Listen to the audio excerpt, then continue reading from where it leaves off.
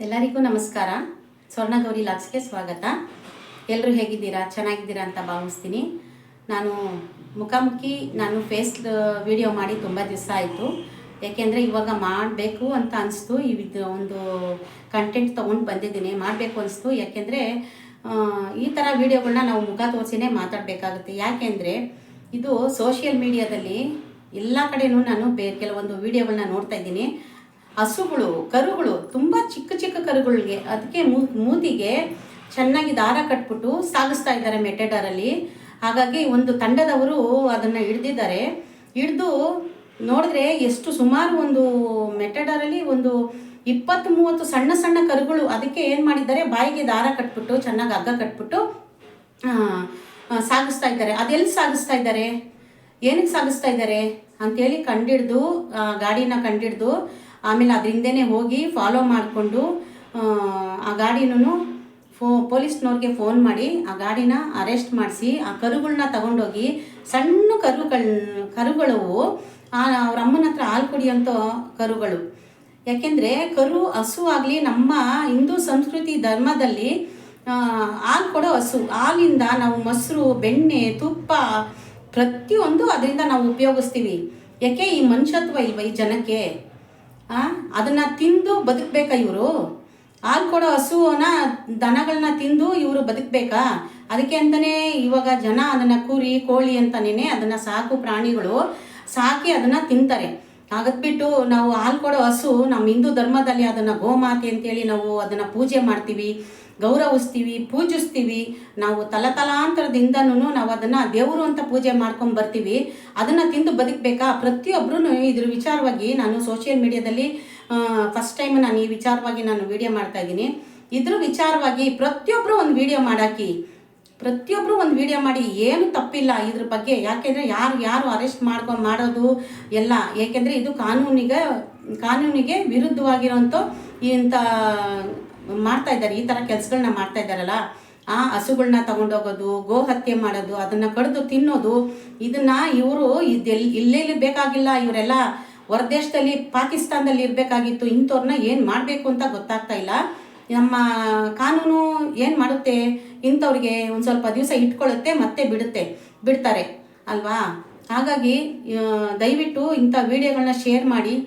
ಮತ್ತು ಇಂಥ ನಮ್ಮ ವಿಡಿಯೋ ಇಷ್ಟ ಆಗಿದೆ ಅಂತ ಭಾವಿಸ್ತೀನಿ. ಇಷ್ಟ ಆಗಿದ್ರೆ ಒಂದು ಲೈಕ್ ಕೊಡಿ, ಶೇರ್ ಮಾಡಿ, ಸಬ್ಸ್ಕ್ರೈಬ್ ಮಾಡ್ಕೊಳ್ಳಿ. ಹಾಗೆ ಈ ಥರ ಒಂದೊಂದು ವಿಡಿಯೋಗಳನ್ನ ಯಾರು ಬೇಕಾದ್ರೂ ಮಾಡ್ಬೋದು, ಇದು ತಪ್ಪೇನಿಲ್ಲ. ಪುನೀತ್ ಕೆರೆಹಳ್ಳಿಯವರು ಸುಮಾರು ಇದೇ ಥರ ಒಂದು ವಿಡಿಯೋಗಳನ್ನ ಮಾಡಿ ಪಾಪ ಅಲ್ಲೇ ರೆಡ್ ಹ್ಯಾಂಡಾಗಿ ಹಿಡ್ದಿದ್ದಾರೆ. ರೆಡ್ ಹ್ಯಾಂಡಾಗಿ ಹಿಡಿದ್ರೂ ಅವ್ರಿಗೇನು ಸಿಕ್ಕಿದ್ದೇನೋ ನ್ಯಾಯನ ಎಲ್ಲ, ಅವರ ಮೇಲೆ ಒಂದಷ್ಟು ಕೇಸ್ಗಳು ಮಾತ್ರ ಮಾಡಿದ್ರು. ಪಾಪ ಹಸುಗಳು, ಕರುಗಳು ಏನು ಮಾಡುತ್ತೆ ಇವ್ರಿಗೆ? ಅದನ್ನು ತಿಂದು ಇವರು ಬದುಕಬೇಕಾ? ಇವರೆಲ್ಲ ಯಾಕೆ ಇಲ್ಲಿರಬೇಕು? ಅಂಥ ಜಾಗಕ್ಕೆ ಅದನ್ನೇ ತಿನ್ನುವಂಥ ದೇಶಕ್ಕೆ ಕಳಿಸ್ಬೇಕು ಇಂಥವ್ರನ್ನ. ಇವ್ರ ಮನೆ ಮಕ್ಕಳನ್ನೇ ಈಗೇನೇ ಬಾಯಿಗೆ ಬಟ್ಟೆ ಕಟ್ಬಿಟ್ಟು ದಾರ ಕಟ್ಬಿಟ್ಟು ಕರ್ಕೊಂಡೋಗಿ ಪಾರ್ಸಲ್ ಮಾಡ್ತಾರಾ? ಇಲ್ಲ ತಾನೇ? ಇವ್ರ ಮನೆ ಮಕ್ಕಳು. ಇವಾಗ ನಾವು ಹಸುಗಳನ್ನ, ಕರುಗಳನ್ನ ನಮ್ಮ ಮನೆ ಮಕ್ಕಳ ಥರ ಸಾಕ್ತೀವಿ. ಸಾಕು ಪ್ರಾಣಿ ಯಾವುದೇ ಆಗಲಿ, ಒಂದು ಬೆಕ್ಕಾಗಲಿ, ನಾಯಿ ಆಗಲಿ, ಆ ಥರ ಸಾಕು ಪ್ರಾಣಿಗಳನ್ನ ಸಾಕ್ತೀವಿ. ಅದರಿಂದ ಹಸುಗಳನ್ನ ಮನೇಲಿ ಸಾಕ್ತಾರೆ, ಅದನ್ನು ಪೂಜಿಸ್ತಾರೆ, ಅದು ಹಾಲು ಕೊಡುತ್ತೆ. ಹಾಲು, ಮೊಸರು, ತುಪ್ಪ, ಅದರಿಂದ ಎಷ್ಟು ಉಪಯೋಗ ಇದೆ. ಆ ಉಪಯೋಗ ಪಡ್ಕೊಂಡು ಅದನ್ನು ಕಡಿದು ಸಾಯಿಸಿ ತಿಂತಾರೆ ಕ್ರೂರಿಗಳು ಅಂತ ಅಂದರೆ ಇವ್ರನ್ನ ಮನುಷ್ಯರು ಅಂತ ಅನ್ಬೇಕಾ? ಖಂಡಿತ ಇಲ್ಲ. ಇವರು ಮನುಷ್ಯನ ಜಾತಿಗೆ ಸೇರಿದವರೇ ಅಲ್ಲ ಅಂತ ಅನಿಸುತ್ತೆ. ಅದನ್ನೇ ತಿನ್ನಬೇಕಾ ಇವರು? ಯಾಕೆಂದರೆ ತರಕಾರಿ, ಸೊಪ್ಪು, ಹಣ್ಣು, ಹಂಪಲಿಲ್ವಾ? ಅದನ್ನು ತಿನ್ನೋಕ್ಕಾಗಲ್ವಾ? ದನ ಕರುಗಳನ್ನ, ಹಾಲು ಕೊಡೋ ಹಸುಗಳನ್ನೇ ತಿಂದು ಸಾಯ್ಬೇಕಾ ಇವರು? ಯಾಕೆ ಹಿಂಗೆ? ದಯವಿಟ್ಟು ಈ ಥರ ವಿಡಿಯೋಗಳನ್ನ ಪ್ರತಿಯೊಬ್ಬರು ಮಾಡಿ.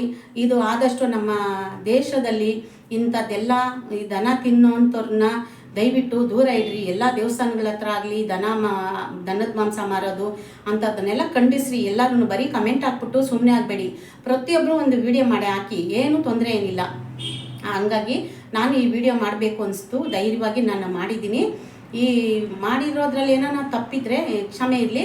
ಹಾಗೂ ಮಾತಾಡಿರೋದ್ರಲ್ಲಿನ ಪ್ರತಿಯೊಂದು ಮನೆಯಲ್ಲಿರೋ ಸಾಕು ಪ್ರಾಣಿಗಳಿಗೆ ಆಗಲಿ ನಿಮ್ಮ ಊಟ ಕೊಟ್ಟು, ಮನೆ ಹತ್ರ ಇರೋ ನಾಯಿಗಳಿಗೊಂದು ಸ್ವಲ್ಪ ಒಂದು ಬಿಸ್ಕೆಟು, ಒಂದು ನೀರು ಕೊಡ್ರಿ. ಮಳೆ ಬಂದಾಗ ನಾಯಿಗಳು ಎಲ್ಲೆಲ್ಲೋ ಮಲ್ಕೊಳ್ತವೆ. ನಿಮ್ಮ ಮನೆ ಬಾಗಿಲಲ್ಲಿ ನೆರಳು ಕೇಳಿ ಬಂದಾಗ ಮಲ್ಕೊಳ್ಳೋಕ್ಕೆ ಒಂದು ಸ್ವಲ್ಪ ಜಾಗ ಕೊಡಿ. ಅವು ನಮ್ಮ ಥರನೇ ಜೀವಿಗಳಲ್ವಾ, ನಾವು ಕೇಳಿ ತಿಂತೀವಿ, ಇಲ್ಲ ಪಡ್ಕೊಳ್ತೀವಿ, ಇಲ್ಲ ನಾವು ದುಡಿದು ತಿಂತೀವಿ. ಅವು ದುಡಿದು ತಿನ್ನೋಕ್ಕಾಗತ್ತಾ? ಖಂಡಿತ ಇಲ್ಲ. ಮನೇಲಿರೋ ಅಕ್ಕಪಕ್ಕದಲ್ಲಿರೋ ನಾಯಿಗಳಿಗಾಗಲಿ, ಇಲ್ಲ ಅಂಗಡಿಗಳ ಹತ್ರ ಇರೋ ನಾಯಿಗಳಿಗಾಗಲಿ ದಯವಿಟ್ಟು ಅದಕ್ಕೆ ಬನ್ನು, ಬೆಡ್ಡು, ಬಿಸ್ಕೆಟ್ಟು ಹಾಕಿ ಒಂದು ಚೊಂಬಲ್ಲಿ ನೀರಿಡ್ರಿ. ಅವುಗಳಿಗೆ ಆಶೀರ್ವಾದ ಖಂಡಿತ ನಮಗೆ ಸಿಕ್ಕೇ ಸಿಕ್ಕತ್ತೆ.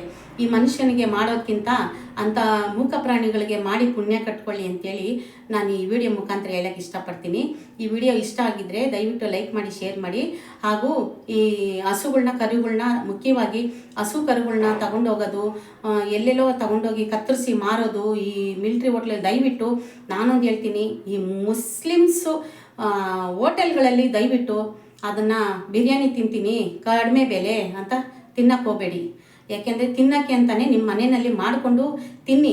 ಇಲ್ಲ ನಿಮ್ಮ ಕಣ್ಣು ಮುಂದೆ ಕಟ್ ಮಾಡ್ತಾರಲ್ಲ ಮೇಕೆ, ಕುರಿ, ನಿಮ್ಮ ಕೋಳಿ ಇಷ್ಟ ಆಗಿರೋವಂಥದ್ದು ನೀವು ಅದಲ್ಲೇ ಕಟ್ ಮಾಡಿಸಿ ತಿನ್ನಿ, ಏನೂ ತೊಂದರೆ ಇಲ್ಲ. ದಯವಿಟ್ಟು ಈ ಮಿಲ್ಟ್ರಿ ಹೋಟ್ಲುಗಳಿಗೆ ಹೋಗಿ, ಮುಸ್ಲಿಮ್ಸ್ ಹೋಟ್ಲುಗಳಿಗೆ ಹೋಗೋದು, ಅಲ್ಲಿ ಬಿರಿಯಾನಿ ಕಡಿಮೆ ಸಿಗುತ್ತೆ ಅಂತ ತಿನ್ನೋದು ಅಂತ ಕೆಲಸ ಮಾಡಬೇಡಿ. ನಮ್ಮ ಹಿಂದೂ ಹೋಟ್ಲುಗಳಿಗೆ ಹೋಗಿ ನೀವು ತಿನ್ನಬೇಕಾ, ತಿನ್ನಿ ಅಂತ ಹೇಳ್ತಾ ಈ ವಿಡಿಯೋ ಮುಗಿಸ್ತಾ ಇದ್ದೀನಿ.